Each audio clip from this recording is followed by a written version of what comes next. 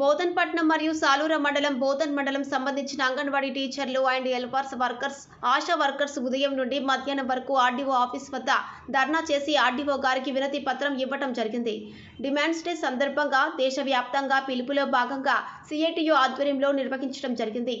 ఈ సందర్భంగా సిఐటియు జిల్లా మాజీ ఉపాధ్యక్షులు ప్రస్తుతం తెలంగాణ వ్యవసాయ కార్మిక సంఘం నిజామాబాద్ జిల్లా అధ్యక్షులు ఏషాల గంగాధర్ మాట్లాడుతూ కేంద్ర రాష్ట్ర ప్రభుత్వాలు అధికారంలోకి వచ్చిన తర్వాత దేశవ్యాప్తంగా ఉన్నటువంటి స్కీమ్ వర్కర్లు సమస్యలను పరిష్కరించడంలో తగిన మోతాదులో శ్రద్ధ చూపడం లేదు. డిమాండ్స్ డే సందర్భంగా దేశవ్యాప్తంగా అంగన్వాడీలు ఆశా వర్కర్లు మధ్యాహ్న భోజనం గ్రామ పంచాయతీ స్కీమ్ వర్కర్లు అందరూ కూడా దేశవ్యాప్తంగా డిమాండ్స్ డే సందర్భంగా ఒకరోజు ధర్నా చేసి ఆర్డీఓ గారికి వినతి పత్రం ఇవ్వడం జరిగింది.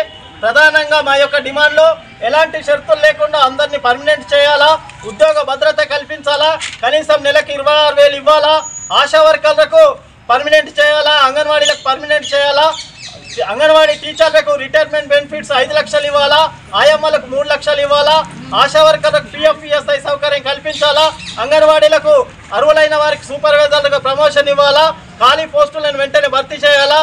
కేంద్ర ప్రభుత్వము రాష్ట్ర ప్రభుత్వము అంగన్వాడీలతో ఆశా వర్కర్లతో అనేక స్వచ్ఛంద సంస్థల యొక్క కార్యక్రమాలు చేపిస్తూ అనేక సర్వేలు చేపిస్తూ పని భారాన్ని పెంచుతూ వేతనాలు పెంచకుండా అంచివేసే ప్రయత్నాలు చేస్తున్నాయి.